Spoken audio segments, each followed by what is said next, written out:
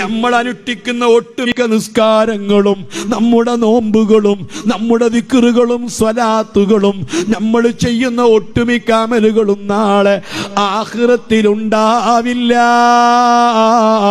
നന്മയുടെ തട്ടിലത് ഉണ്ടാവില്ല. എല്ലാ നിസ്കാരങ്ങളും നന്മന്റെ തട്ടിലുണ്ടാകുമെന്ന് പ്രതീക്ഷിക്കണ്ട. നോമ്പൊക്കെ അവിടെ ഉണ്ടാകുമെന്ന് പ്രതീക്ഷിക്കണ്ട. ഇലൈഹി യസ്അദുൽ കലിമുത്ത് തയ്യിബു വൽ അമലു സ്വാലിഹു യർഫഉഹു. ഓരോ ദിവസവും മേൽപോട്ട് അമലുകൾ ഉയർത്തുന്നുണ്ട്. ഉയർത്തപ്പെടാൻ ഒരുപാട് നിബന്ധനകളുണ്ട്. നിബന്ധനകളില്ലാതെ ഒരു അമലും മേൽപോട്ടുയരൂല.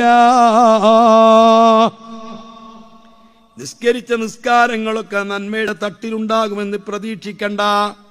നോമ്പുകളൊക്കെ അവിടെ ഉണ്ടാകുമെന്ന് പ്രതീക്ഷിക്കണ്ട. കൊടുത്ത ധർമ്മങ്ങളൊക്കെ ഉണ്ടാകുമെന്ന് പ്രതീക്ഷിക്കണ്ട. ഖുർആനോദിയൊക്കെ ഉണ്ടാകുമെന്ന് പ്രതീക്ഷിക്കണ്ട. ഞാൻ ഈ പറയുന്നത് കൃത്യമാണ്. അമലുകൾ ഉയർത്തപ്പെടാൻ ഒരുപാട് നിബന്ധനകളുണ്ട്. ഒരു ദിവസം മോനെ ഒരു കളവ് ഒരു ദിവസം പറഞ്ഞിട്ടുണ്ടെങ്കിൽ കളവ് പറയുന്നവന്റെ അമൽ മേൽപോട്ടുയർത്തപ്പെടുന്നതല്ല. ഒരു മുസ്ലിമായ സ്ത്രീയോടോ പുരുഷനോടോ എന്തെങ്കിലും വൈരാഗ്യമുണ്ടെങ്കിൽ, വെറുപ്പുണ്ടെങ്കിൽ, പരസ്പരം വീറും വാശിയുമായിട്ട് പോരുമായിട്ട് നിൽക്കുന്നവരുണ്ടോ, ഒരു അമലും മേൽപോട്ടുയരൂല. മരുമകളോട് വൈരാഗ്യമാണ്, അല്ലെങ്കിൽ നാത്തൂനോട് പോരാണ്, അല്ലെങ്കിൽ അമ്മായിമ്മയോട് വിരോധമാണ്. അതേ എത്ര ഉമ്മമാരാണ് സുബഹിക്ക് വാങ്ങി വിളിക്കുന്നതിന് മുമ്പ് എഴുന്നേറ്റ് തഹജ്ജുദ് നിസ്കരിക്കുന്ന ഉമ്മമാർ. അതേ എത്രയോ ഖുർആൻ ഓതുന്ന ഉമ്മമാർ. എല്ലാ ക്ലാസ്സിലും പങ്കെടുത്തുകൊണ്ട് ദുആയിൽ പങ്കെടുക്കുന്ന ഉമ്മമാർ. ഉസ്താദുമാർക്ക് ഭക്ഷണം കൊടുക്കുന്ന ഉമ്മമാർ. പക്ഷേ രാത്രി സമയത്ത് തഹജ്ജുദ് നിസ്കരിച്ച് സ്വന്തം റൂമിലിരുന്ന് ഖുർആൻ ഓതുമ്പോൾ അപ്പുറത്തെ റൂമിലുണ്ട് മരുമകൾ ഖുർആൻ ഓതുന്നു.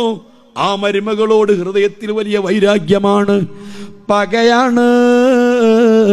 നാത്തൂനിനോടും അങ്ങനെ തന്നെ, അയൽവാസികളോട് അങ്ങനെ തന്നെ. ഞാൻ വിശദീകരിച്ചു പറയുന്നില്ല, ടൈമില്ലല്ലോ.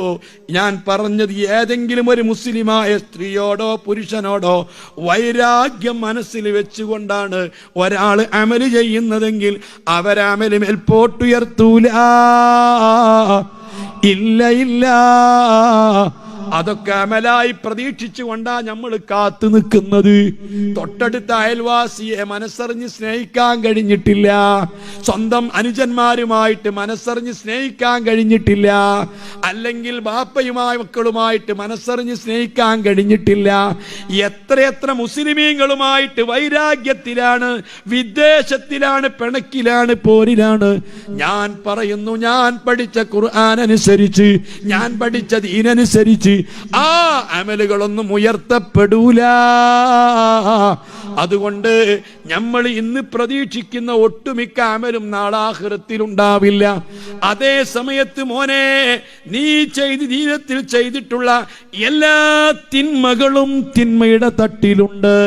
കള്ളു കുടിച്ചത് സഹിയാവാൻ ഷർത്തുകളില്ല, വ്യഭിചാരം സഹിയാവാൻ ഷർത്തുകളില്ല, കളവ് പറഞ്ഞത് സഹിയാവാൻ ഷർത്തുകളില്ല, ലഹരി ഉപയോഗിച്ച് സഹിയാവാൻ ഷർത്തുകളില്ല.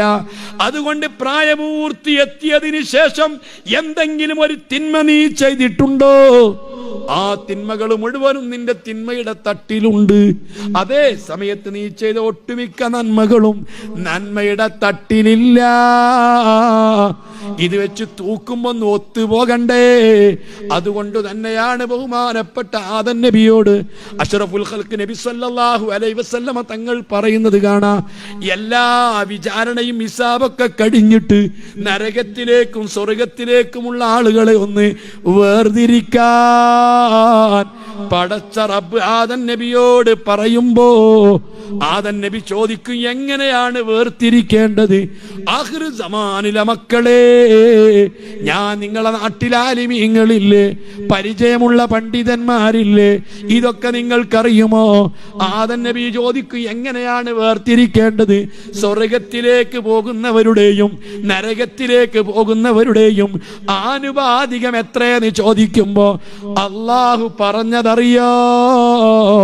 1000 ആളുകളിൽ നിന്ന് 999 നരകത്തിലേക്കാ, ഒരാൾ സ്വർഗത്തിലേക്കാ. മുഹമ്മദുർ റസൂലുള്ളാഹ്.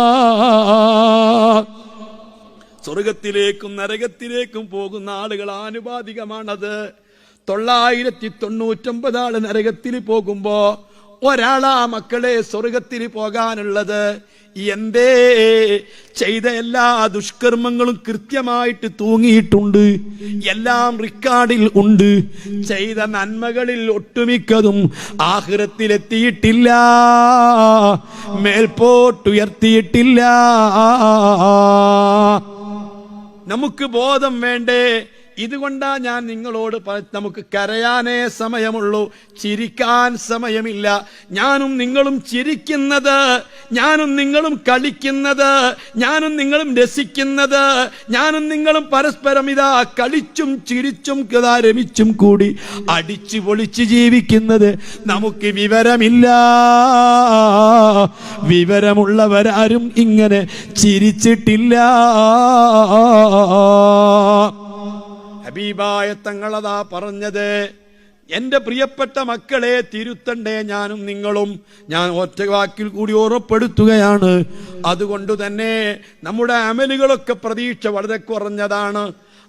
അതുകൊണ്ട് സഹോദരിമാരെ, പാത്രം കഴുകി നമുക്ക് പറയാനുണ്ടാവണം, ഭക്ഷണം പാകം ചെയ്ത് നമുക്ക് പറയാനുണ്ടാവണം, വസ്ത്രം കഴുകിക്കൊടുത്തത് പറയാനുണ്ടാവണം, ഭർത്താക്കൾക്ക് വേണ്ടി ത്യാഗം ചെയ്തത് പറയാനുണ്ടാവണം, മക്കൾക്ക് വേണ്ടി ത്യാഗം ചെയ്തത് പറയാനുണ്ടാവണം. ആഖിർ സമാനിലെ പെണ്ണുങ്ങൾക്ക് എന്താണ് പ്രതീക്ഷയുള്ളത്? അള്ളാഹുവിന്റെ അടുക്കൽ നന്മയും തിന്മയും തൂക്കുമ്പോൾ എന്റെ തുലാസിൽ തൂങ്ങുമെന്ന് പ്രതീക്ഷയുള്ള എന്ത് അമലാണ് പെങ്ങളെ നീ കരുതി വെച്ചിട്ടുള്ളത്? വല്ലാത്തൊരു ലോകമല്ലേ. ഞാൻ ആ ഭാഗത്തേക്ക് കൂടുതൽ കടക്കാൻ ഉദ്ദേശിക്കുന്നില്ല.